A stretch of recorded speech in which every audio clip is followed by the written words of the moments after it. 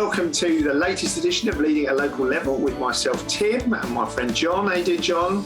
Good, thanks, Tim. Good to be with you again. Good. It's our week of mental health, isn't it? We're well into it. We've actually filmed this on 2 separate days, which is why we're now dressed slightly differently to we were earlier in the week. You're looking dashing as ever, John. Thank you very much, Tim. You too. Sadly, no cat today, though. No, she's upstairs today. Yeah, abandoned me. It's sad for her loss. But yes, okay, so we are going to be talking today about how you respond as a leader, how you actually help people who've got mental health. We looked at what is mental health, we looked at the theology of mental health, we looked at the role of the enemy in mental health, and now we're going to talk about how do you respond to mental health. And we talked about how to do this, didn't we, John? How do you help people? And we felt actually that what might be helpful for people is for you to talk about your story, because obviously you have, one point in your life you really did struggle, and obviously we've been friends for many years, and so we walked through it as friends together a little bit. So do you want to just say a little bit about what happened to you and the sort of the state that you kind of found yourself in? Yeah, I think, as you say, I can just say what happened to me. I think everyone's different, but there might be some things that resonate with people. I think I've just a few years back now, I've gone through a long period of, I think, pretty much getting towards burnout. So working very hard, not really having any boundaries in my life, not sleeping very much, trying to do everything. Lots of people are saying, wow, it's amazing how much stuff you get done. And you're thinking, well, yeah, but that comes at a cost. Yeah. And just gradually finding myself getting to a place of just a lack of enjoyment, a numbness, to be honest, just feeling really quite numb and not bothered about anything, very uncommunicative, not really talking at all with my wife, not relating to my kids. So I could go on and on, just a number of things that over a number of months became quite a concern. And it was mentioned to me that maybe I was a bit depressed. And I was thinking to myself, well, no, I'm not. I've seen people who are really depressed, inside in hospital, and I'm not like that. But I was feeling awful. And I also didn't want to go and see anybody about it. So I certainly didn't want to go on any medication. I didn't want to acknowledge the fact that I might be depressed, to be honest. I really did think it would be an acknowledgement of weakness, that I wasn't able to stand up to the pressures of leadership and of life, just doing life. So that was really where I got to. And I know that I was talking to you about this at some points, Tim. That was really helpful. And actually, just have that external person saying to me, actually, I have noticed this. Something isn't quite right. Are you sure you're okay? And to pray with me. And I found that really helpful, really challenging. And just being really honest, I think one thing I found quite difficult, certainly talking to other friends who are leaders, is feeling quite inferior. It's really hard, well, maybe it's just me, but I find it really hard to admit that I'm finding something difficult and that I'm struggling and that all these other people are still on this level above me. And no, it sounds silly, but that was a genuine fear that I would be, just looked down on. And so much, it's just full of pride, really. For those of you that know John, John's 6'6", so John, not many people look down on John. No, that's right. John, it was interesting. It was interesting that season because obviously I've known you since we were kids, and for those of you who know John, John's got a kind of a fairly kind of wild sense of humour that I think often a lot of people who kind of see him in a professional context don't know. But obviously, as a friend, he's quite a character. And I think it was that I began to recognise it. I think a year or two before you really got rough, and we'd go down and we'd hang out, and I'd come away, and I think John's not any fun anymore. Like John always used to be really fun, and almost that fun side of John had gone out. And I remember your old pastor had bought you a Sky Sports subscription, and he paid for you to have Sky Sports because he wanted you to relax. Yeah. And I remember trying to encourage you to relax, but it was just, you'd got into that cycle, hadn't you? And it was just spinning. It was hard watching that, actually. It was hard. I mean, I remember being your friend. I remember chatting to Helen as I was driving away one day and saying, it's really hard watching John. Something's not quite right. Yeah. But it was a difficult season for you, for sure. It was also, can I just say, young kids is a very precious time. Your kids were, absolutely. And so some of it was stuff that I couldn't control, and some of it was things that I probably could control. And it was a mixture of my pride and overwork, and where my identity was, and talk for hours about that stuff, but we won't. But I think the impact on me was interesting. So physically, I wasn't as fit. I put on a lot of weight. I wasn't exercising as much. I was probably comfort eating. Emotionally, I felt, just as I've said, pretty rubbish. I was looking at myself and seeing patterns in my family, not going into details, but thinking, oh man, I'm going the same way as, one of my close relatives. I think spiritually it was a tough time. I was not connecting with God. I just felt very bland. I'd open the Bible and just nothing. Yeah. And I'm not talking about one day. I mean, we all have times like that. We all have weeks like that. I'm talking about prolonged season of feeling like that. And it was with encouragement from yourself and from a couple of others, and just saying that this isn't right. What are you going to do about it? Praying it through and still feeling very like. Eventually, I went to the GP, and it was so hard to go. I went in and I just said how I was feeling and filled out a questionnaire. And she said, and the way she explained it was helpful to me. So that I just think you're in a position where you're trying to deal with this, you're trying to think about it, trying to work it through, but you just haven't got the resources to. And I think you just need a bit of a, she called a serotonin boost, to get you in a position where you might be able to engage in how you're thinking. And so I started on some antidepressants, and I didn't really like taking them. They did have some side effects, but actually they did, after a few weeks, did put me in a position where I could start to talk a bit more openly about how I was feeling, start to have the energy, if you like, and the will to engage with it. Because you're just lacking energy when you're feeling like you just feel so blank. It's hard to describe. It just feels black and dark, and there's nothing that you want to do. You need to eat better, but you just can't be bothered. And so on and so on. So that really helped. And then I went to have some counselling. And again, I sworn off counselling. I'll never go and see a counsellor. And I had a few sessions of counselling. Again, it was helpful. And the things he was identifying some things for me, which I knew were true, but I hadn't really enacted. In fact, looking at my relationship with God and looking at how I viewed my relationship with God. So I won't go into details, but there's some really key things that came out of that time. And as a combination of all those things together, I began exercising again. I sort of started to eat a bit more healthily. I can't pin it on one thing that was the thing that helped me and that lifted me out, but a combination of all these things together saw me actually come out of that time. I am still prone to it. I'll be really honest with you. I know maybe it's my personality, my genetics, the way that I am. It's powerful stuff. And I've now been able to spot myself getting to those points and spot myself with kind of early signs, I suppose, of being depressed. And I'm much more able now to engage and to pull out of those times than I was at that point. Does that make sense? Yeah, absolutely. I mean, I always describe you, John, as like you don't have a release valve, do you? Like naturally, your problem is your program is just to keep going and going and going. My program will enable when things get too hot, like when my engine gets too hot, it sort of shuts down. Which I praise God that's how I'm wired. Like when I get too much, I'll often go into myself and I'll just kind of, I'll suddenly just find a way and I'll just stop engaging for like, I don't know, maybe a few days or a week. And that kind of enables me the space to recover. But you don't have that, you see. It's like and so you've had to reprogram your brain basically, haven't you? You've had to reprogram yourself to kind of, to force yourself to have breaks and to force yourself to have time off. Because you talk about being inferior, but actually the reality is you're out doing everybody else, and that's where the lies of the enemy come, isn't it? Lying to you, saying you're inferior, you're not good enough, all this, which was just a joke, But it's just one of the challenges. I think your story is an interesting model, John, actually, and I think kind of when I think as a pastor, as a church pastor, about how I help people deal with mental health. I mean, in your case, we prayed for you.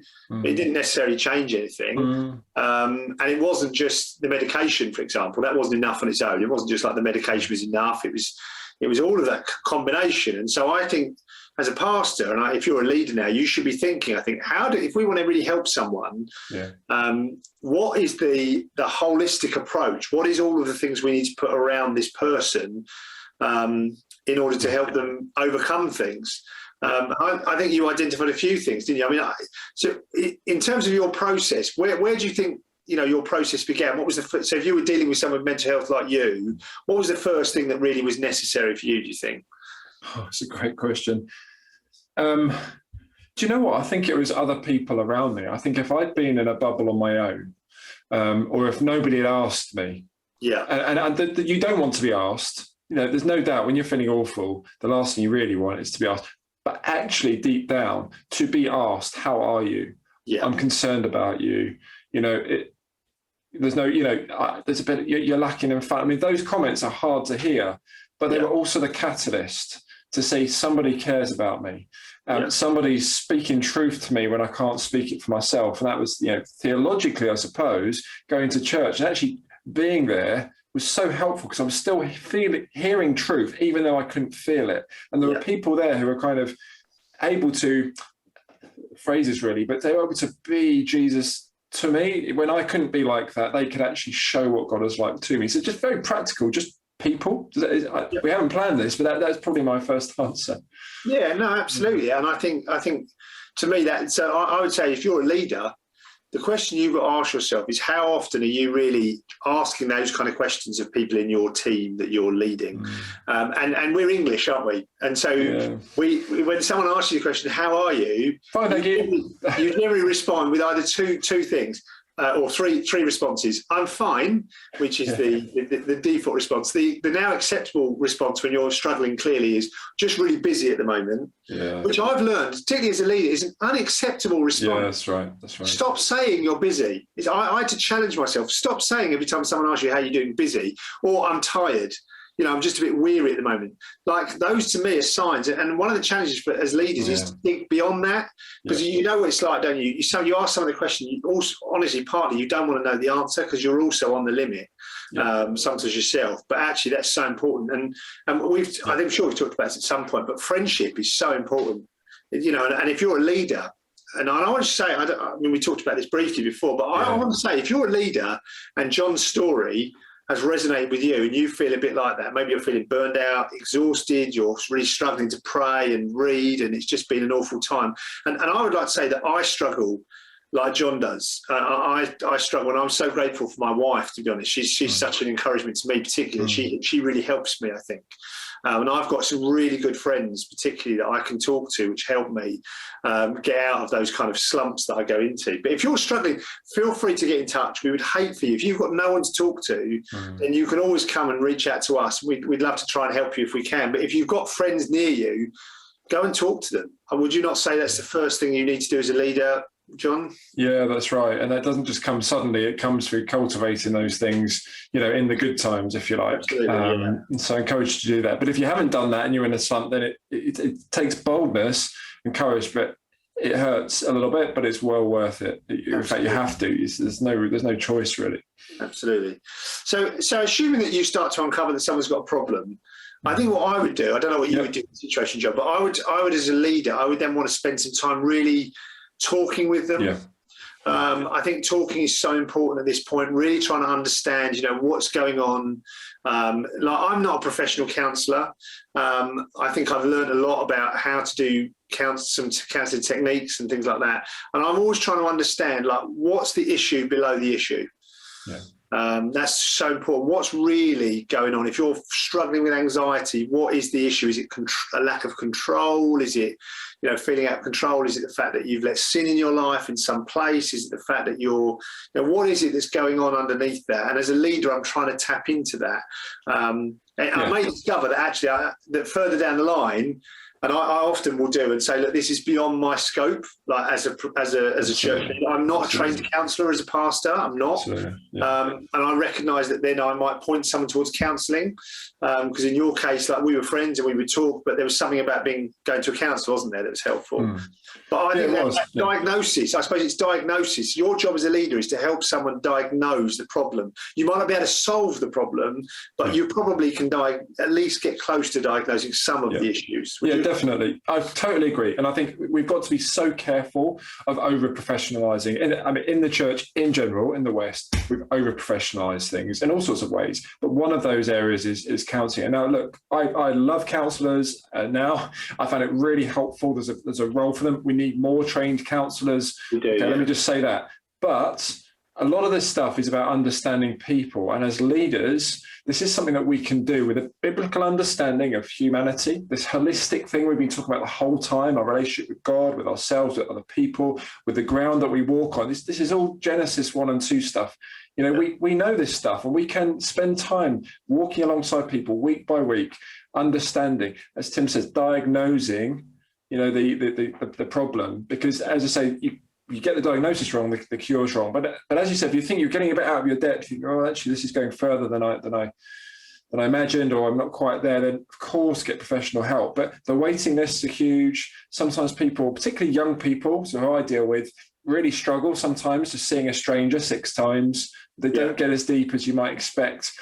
Let's not abdicate our responsibility to walk alongside people, to get to know them, to dig deep, to understand the holistic nature of the problem, because a lot of it's not rocket science. A lot of it will come. And as we pray and ask God for inspiration to reveal things, there's so much that we can do at a local level before we start to push people to professionals, which may well be needed at some point. John, would you consider, like, I mean, obviously in your professional experience as a medical professional, I know there are some courses out there, like basic introduction to counselling courses that say like 10 weeks long. I think Spurgeon's do one, well, they did do, I don't know if they still do. And I've investigated a few as a church leader, to actually train up, say, 2 or 3 people in my church, and church to pay for them to have basic, those that you identify have got a gift in pastoral care, and counselling. Would you do that? Would you think that would be helpful for a church to have a number of people who've got a basic understanding of counselling? I think hugely so. I think it's about recognising people's gifts, isn't it? We recognise gifts of leadership and administration,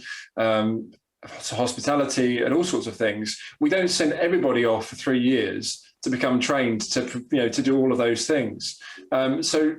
Yes, some training, recognising gifts, skilling people up for that, when I say lower level, I'm not saying it's the low level, but the more general level, which we're dealing with huge numbers of people. Absolutely. There is a role for the professional stuff. There's a role for, kind of getting a Michelin star and cooking for somebody. And there's a role for your kind of professional counsellors and psychiatrists. But so that would be my opinion. Yeah, definitely consider that. Yeah.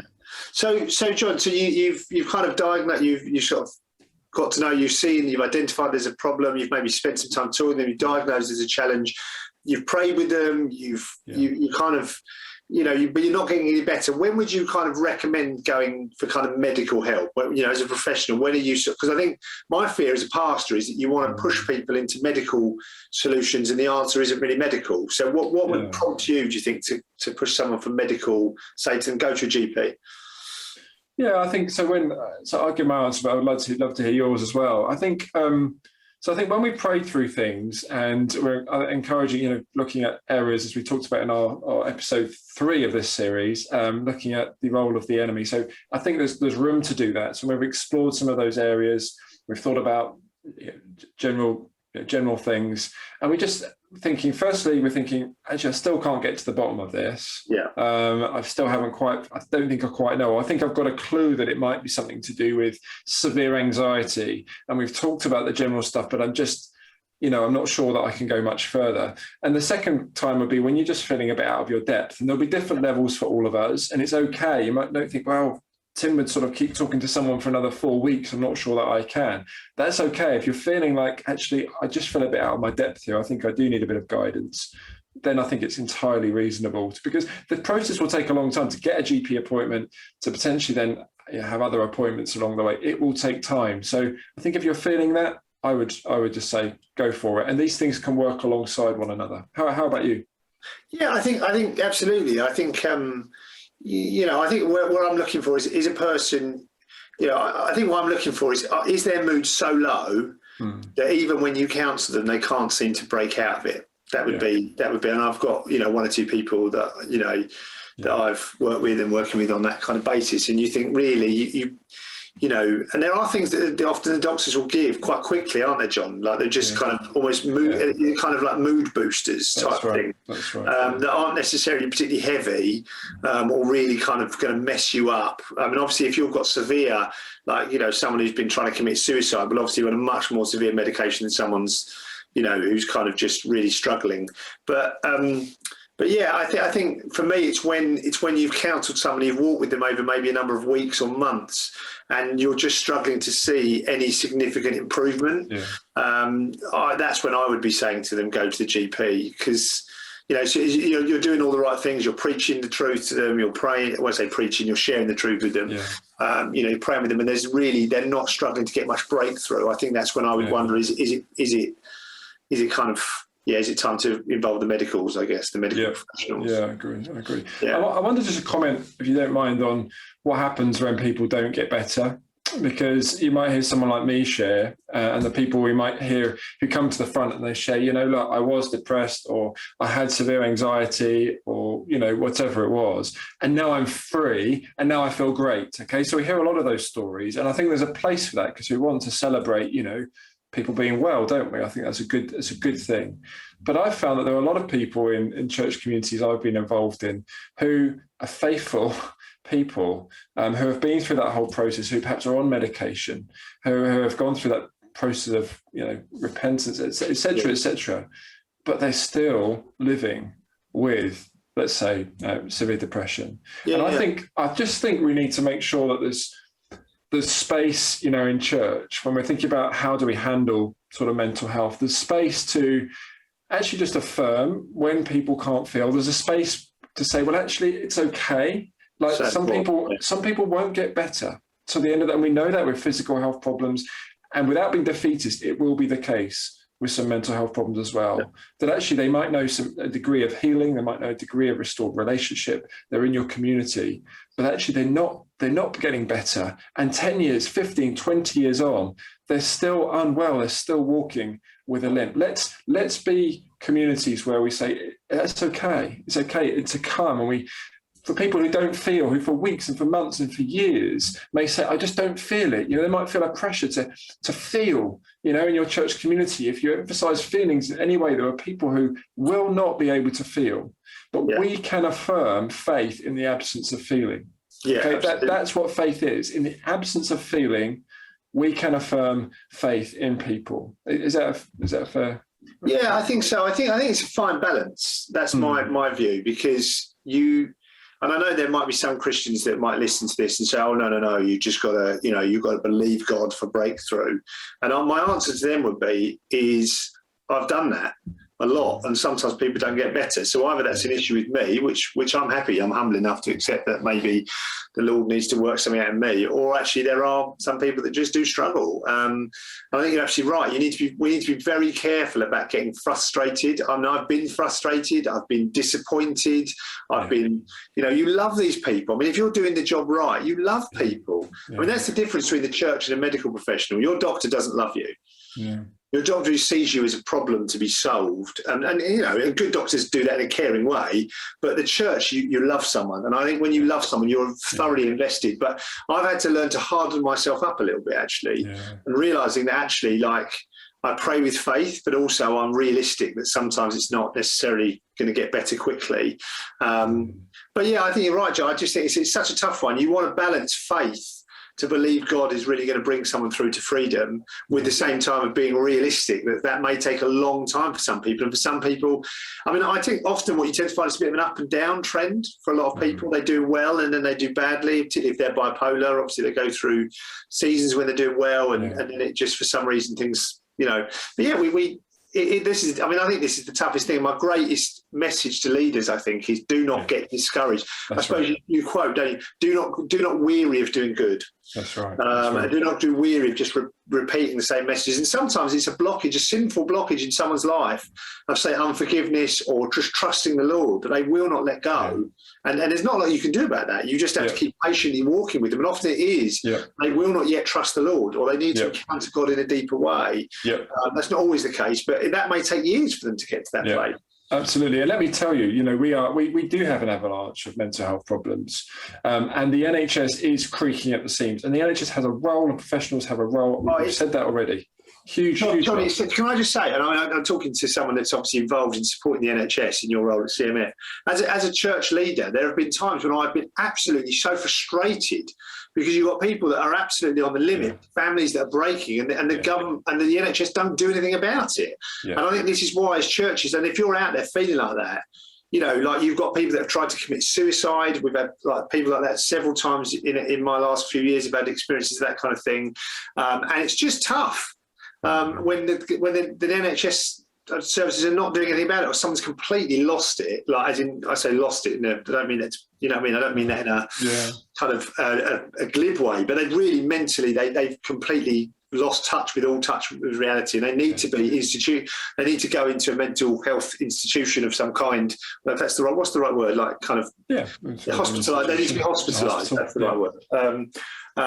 And it's so frustrating, and it is so frustrating, and there isn't always the help out there, and it's just because there's so many people that are struggling, which is why, as leaders and as churches, we've got to be invested in this subject, because it's huge. It's huge. This is massive, and as you say, there's a subsection of people who are going to need that kind of treatment. But I'd say actually for the majority of us who are not in that place of that kind of severity, for our young people or our older people, like community, healing communities, being a place where you belong, where you know your identity, where there's meaningful relationships, where your purpose is rooted in something outside of yourself. The list could go on and on and on.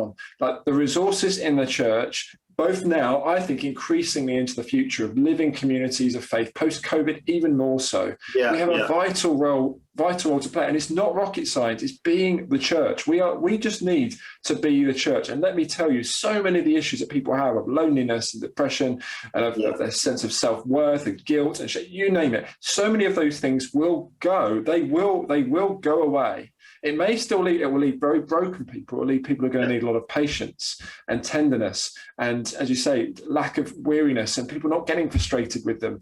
That's going to characterize the church. That's the church that we want to be. Amen. Yeah, and I think you're absolutely right, John. I think so. I suppose my encouragement to leaders would be is that seeing how important this is that I suppose I approach each individual, and I suppose I'm looking at each individual and thinking, what is the holistic plan that is surrounding this person?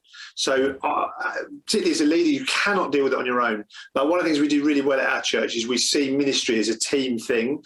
So, if we're dealing with, we've got lots of people in our church that struggle with mental health issues, but we don't just deal with them alone. So we share it round. I might be the kind of the counsellor. Often my role is often to come in and give them the kind of the sort of come on, let's get moving. And then you've got other people that are just, they're friends, other people that kind of like we'll meet with them weekly just to encourage them.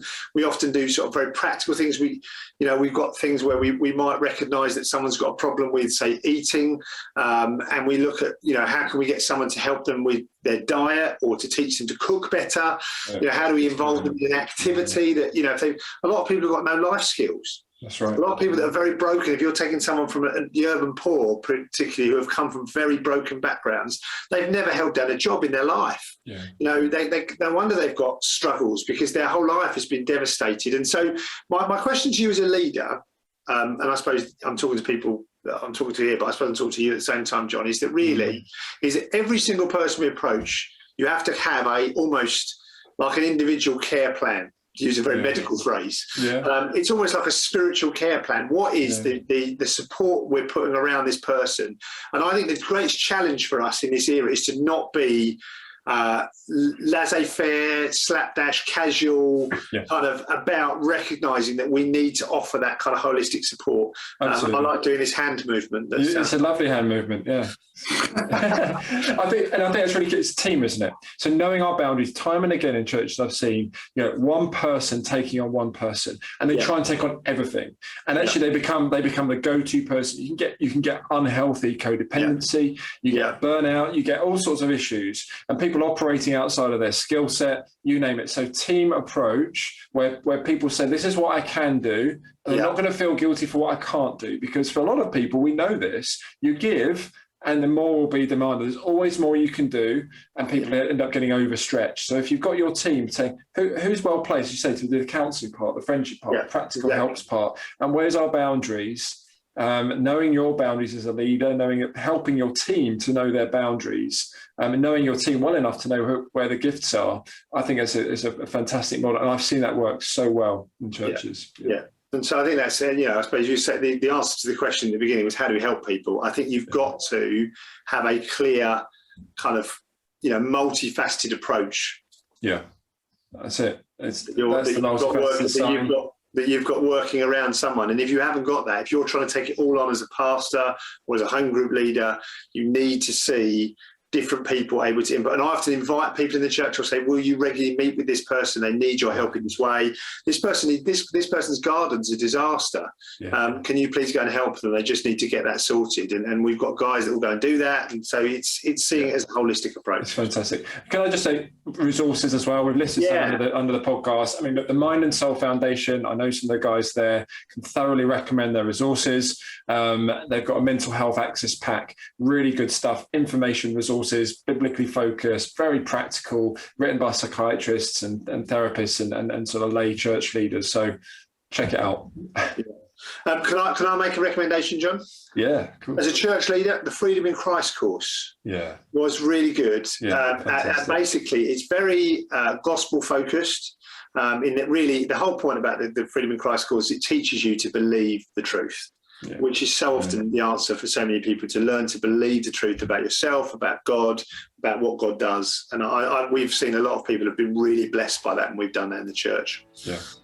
Great stuff. Thanks, Tim. Thanks, John. Good. Last one. Next one's going to be a good one, isn't it? That's it. We're going to talk about what happens when it's not mental health and actually just got some snowflakes. On that note, we'll say goodbye. See you, mate. See you then. Bye. Bye.